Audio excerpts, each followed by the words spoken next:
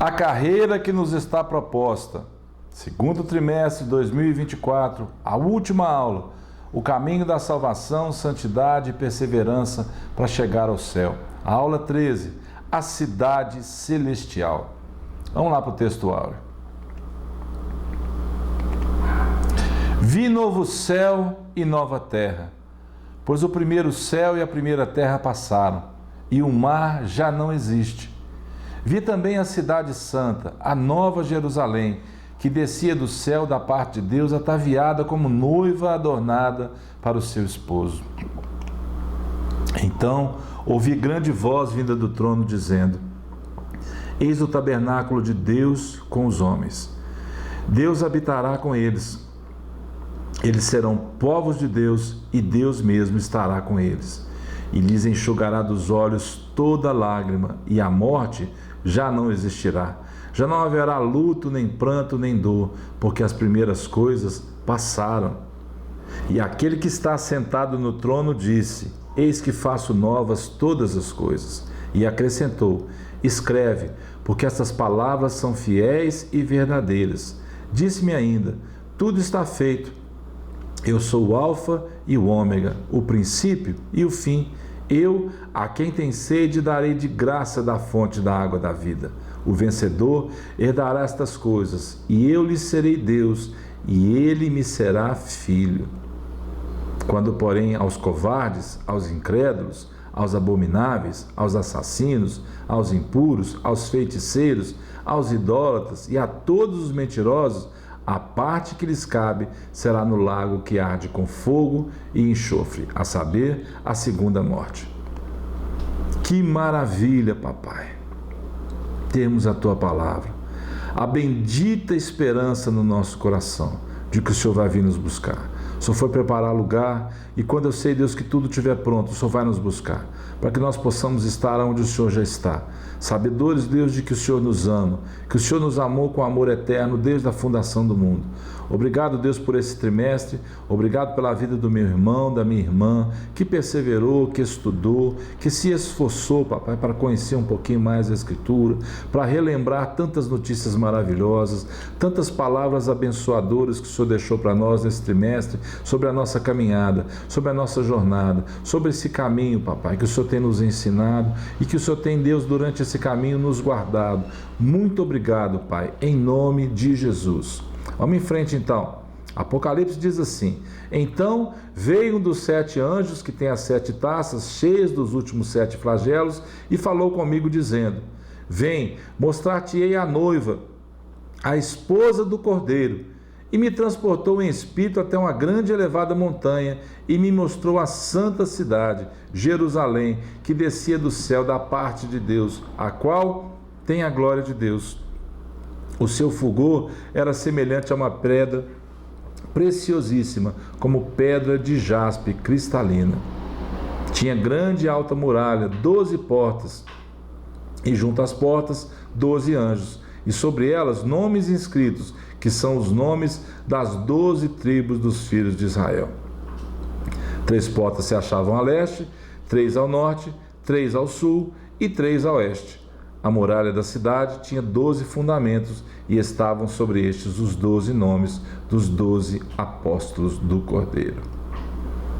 Paulo diz assim, escrevendo aos Filipenses: Pois a nossa pátria está nos céus, de onde também aguardamos o Salvador, o Senhor Jesus Cristo. E ele continua dizendo: O qual transformará o nosso corpo de humilhação para ser igual ao corpo da sua glória, segundo a eficácia do poder que ele tem de até subordinar a si todas as coisas. Verdade prática. A cidade celestial é o alvo de toda a nossa jornada, que iniciou com um novo nascimento e se consumará com a entrada pelos portões celestiais. A nossa morada não está aqui, mas no céu. Aqui somos peregrinos e forasteiros, não somos do mundo, embora estejamos nele. A pátria celestial é o ponto de chegada de todos os salvos em Cristo, que foram iluminados pela palavra de Deus e provaram de uma tão grande salvação. Ao longo dessa lição, estudaremos a realidade bíblica do paraíso e da cidade celestial e o eterno e perfeito estado dos salvos. Nesse tempo presente, conhecemos essa realidade de maneira bem limitada, mas haverá o dia em que a conheceremos plenamente. Aleluia! Os cristãos que têm conhecimento das Sagradas Escrituras sabem que não fomos destinados para viver apenas neste mundo. Breve, muito em breve, nossa vida será eternamente junto ao Pai, desfrutando do nosso Senhor Jesus e da presença maravilhosa do Espírito Santo. Vamos lá para a introdução, então. Vamos fazer uma retrospectiva dos assuntos que nós tivemos durante esse trimestre, através desse texto?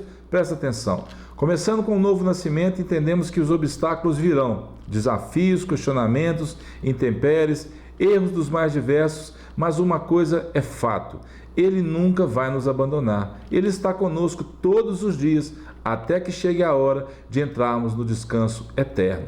Então, o início de tudo, a porta estreita, a porta larga. Lembra da lição? O céu como destino final, como se comportar em meio à caminhada, os inimigos do cristão, as nossas armas espirituais que Deus deixou para nós, cuidado com a murmuração, confessando e abandonando o pecado, resistindo à tentação. Falamos sobre santidade, sobre o inferno, sobre a bendita esperança como marca registrada nossa, e hoje falamos sobre a cidade celestial. A consciência da cidadania celestial traz à nossa vida um senso de urgência e seriedade na comunhão com Deus e sua igreja e na busca da santidade. Uma definição que podemos mencionar de paraíso é o céu como morada de Deus, dos anjos e dos salvos, quando na cruz Jesus fez uma promessa ao ladrão arrependido. Não há como mensurar a alegria daquele homem ao ouvir essas palavras. Este é o lugar onde todas as bem-aventuranças se cumprem em Cristo Jesus. Ainda hoje estarás comigo no paraíso. Que notícia maravilhosa para aquele homem. O coração dele talvez não consiga dizer o que sentiu, mas é maravilhoso demais. Depois do julgamento final, após o milênio e a purificação da terra por meio de fogo, surgirá a nova Jerusalém, que figura como a cidade eterna de Deus. Em seu ministério terreno, Jesus deixou para todos nós registrado que prepararia um lugar para os santos. Então, creiamos nessa promessa. Lá em João 14, eu vou preparar lugar, e quando tudo estiver pronto, eu voltarei, para que onde eu estou, vós estejais também. Creia nisso, creiamos nessa promessa e regozijemos nesse tempo que temos vivido. A nova Jerusalém, criada por ocasião da purificação ocorrida na terra, tem sua origem no céu e será também terrena, visto que substituirá a antiga cidade que estava contaminada. Ela descerá diretamente do céu. Os salvos serão cidadãos dessa cidade, desfrutarão das bênçãos eternas e a habitarão com seus corpos transformados em um estado glorioso. Jerusalém foi de grande importância para a igreja cristã. Foi o berço do cristianismo. Foi ali que Jesus foi crucificado e ressuscitou dos mortos.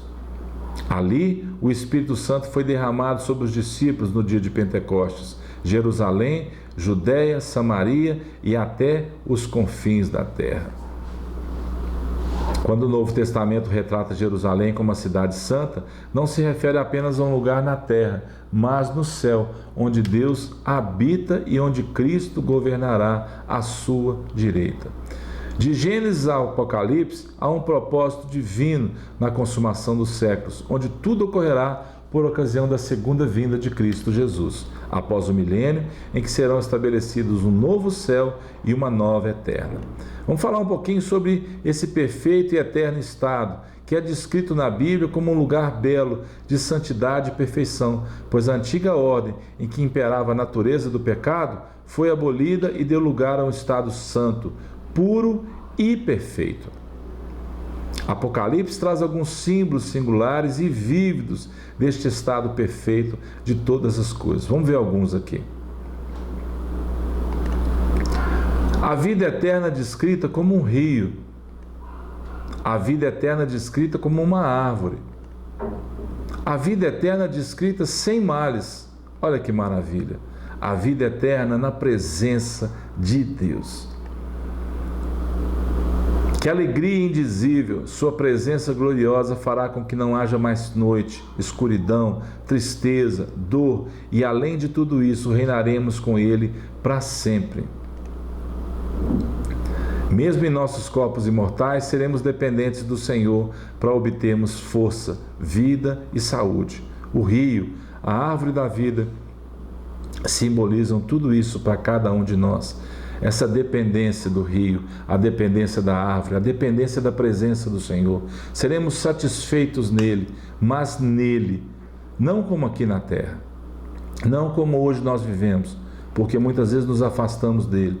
Ele não se afasta de nós, mas nós, na nossa finitude, na nossa mediocridade mesmo, nos afastamos da presença do Espírito, tantas vezes por causa do pecado. E nós agora vamos ser restaurados de tudo isso e vamos viver para sempre com Ele. Sigamos o exemplo de Moisés, que deixou o Egito com toda a sua glória, passou pelo deserto com todos os seus desafios, desempenhou o árduo trabalho de conduzir o povo a uma terra prometida, mas tinha consciência de algo melhor, uma recompensa gloriosa. Uma vida com início, meio e fim. Uma caminhada, uma história completa que nos leva ao conhecimento simples e profundo do sacrifício de Jesus Cristo por nós. As pessoas, tanto de Israel quanto da igreja, serão reunidas formando um só corpo de Cristo, cumprindo o que Paulo escreveu em Gálatas. Dessarte, não pode haver judeu nem grego, nem escravo nem liberto, nem homem nem mulher, porque todos vós sois um em Cristo, e se sois de Cristo, também sois descendentes de Abraão e herdeiros segundo a promessa. Gálatas capítulo 3. Viveremos na nova cidade sem qualquer tipo de preconceito, segregação, discriminação e diferença social ou de classes, pois seremos um só povo em Cristo Jesus. Aleluia! Conclusão dessa lição, desse trimestre. Os cristãos que verdadeiramente mantêm comunhão com Cristo e sua palavra, cultivam em seu coração o desejo de ir para casa, assim como anelava o apóstolo dos gentios, o apóstolo Paulo.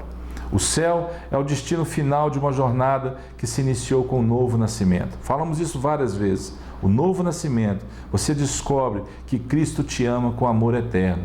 Vamos firmar nossos pés no alvo, no propósito, desembaraçando a cada dia no caminho com Cristo, vigilantes, sóbrios e atentos ao chamado e à palavra do Mestre. Coloquemos nossos olhos no autor e consumador da nossa fé. É logo ali, o tempo se aproxima. Porque este é o amor de Deus, que guardemos os seus mandamentos. Ora, os seus mandamentos não são penosos, porque todo o que é nascido de Deus vence o mundo. E esta é a vitória que vence o mundo, a nossa fé. Quem é o que vence o mundo, senão aquele que crê ser Jesus, o Filho de Deus? João deixou isso escrito para nós. Essa é a vitória que vence o mundo, a nossa fé, a minha fé, a sua fé, unidos em Cristo Jesus, para uma caminhada de êxito, uma caminhada esperançosa, que dias melhores para nós vamos ter ao lado do Senhor eternamente, sem dor, sem morte, sem pranto, sem nada disso que traz realmente sofrimento e aflição para nós no dia. Então, creia nisso, viva isso, seja testemunha disso e que o Senhor te abençoe. Um novo trimestre vem aí, terceiro trimestre, se Deus assim permitir, do ano de 2024. E vamos falar sobre o quê? Olha só, o Deus que governa o mundo e cuida da família. Os ensinamentos divinos nos livros de Ruth e Esther para a nossa geração. Uma geração que precisa de Deus como nunca se precisou. Nós precisamos que Ele realmente governe as nossas vidas e as nossas famílias. Então, se o Senhor nos permitir, estaremos juntos em mais um trimestre. Que o Senhor te abençoe. Fique em paz, até lá e um abraço em nome de Jesus.